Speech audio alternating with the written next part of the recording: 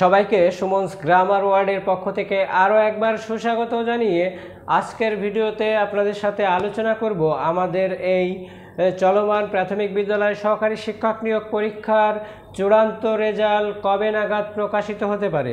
তো আপনারা বিভিন্ন ইউটিউব চ্যানেলে দেখেছেন যে অনেকেই বলেছেন যে জুলাইয়ের মাঝামাঝি রেজাল্ট হবে। তো জুলাইয়ের মাঝামাঝি কোনোভাবেই হবে না, আগস্টের মাঝামাঝি রেজাল্ট হবে এমনভাবে কয়েকটি চ্যানেল থেকে আপনারা জানতে পেরেছেন বা সোশ্যাল মিডিয়া থেকে।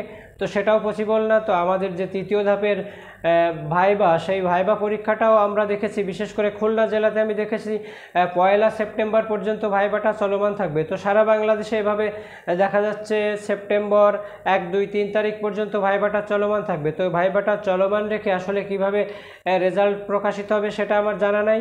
তবে অনেকেই কোশ্চেন করেছেন, ভাইয়া রেজাল্টটা কি প্রথম ধাপ, দ্বিতীয় ধাপ, তৃতীয় ধাপ এভাবে হবে, না জেলাভিত্তিক হবে, না জাতীয়ভাবে রেজাল্টটা হবে? তবে আমার যতটুকু মনে হয়, এটা আমার ব্যক্তিগত ধারণা, যে আপনার ভাইবা আগে পরে যেখানেই যেভাবেই হোক না কেন রেজাল্ট আসলে কোনোভাবেই প্রথম ধাপ, দ্বিতীয় ধাপ, তৃতীয় ধাপ এভাবে প্রকাশিত হওয়ার সম্ভাবনা খুবই ক্ষীণ। তবে আমার মনে হয় যেহেতু একটা বড় নিয়োগ, এই নিয়োগটা যখন হয়েছিল তখন ছিল 37,577টি পদ, এখন কিন্তু 45,000। যদিও প্রাথমিক অধিদপ্তর থেকে বেশ কিছুদিন আগে বলা হয়েছে, তবে আমি ব্যক্তিগতভাবে মনে করি যে প্রায় 50,000 প্লাস শিক্ষক নিয়োগ হবে। তো এত বড় একটা নিয়োগ আসলে আলাদা আলাদাভাবে রেজাল্ট হওয়ার সম্ভাবনা খুবই কম।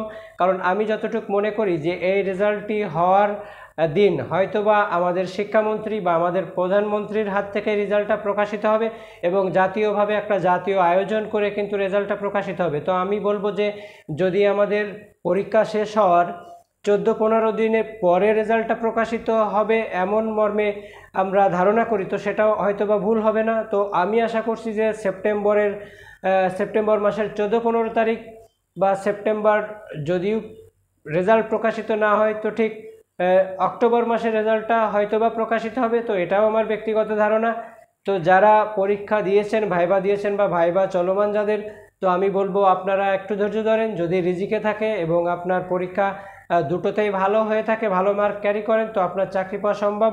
হয়তোবা নতুন বছর আসার আগেই আপনি চাকরিজীবী পরিচয়টা দিতে পারবেন। তো আজকের মতো এই পর্যন্ত, ভালো থাকবেন।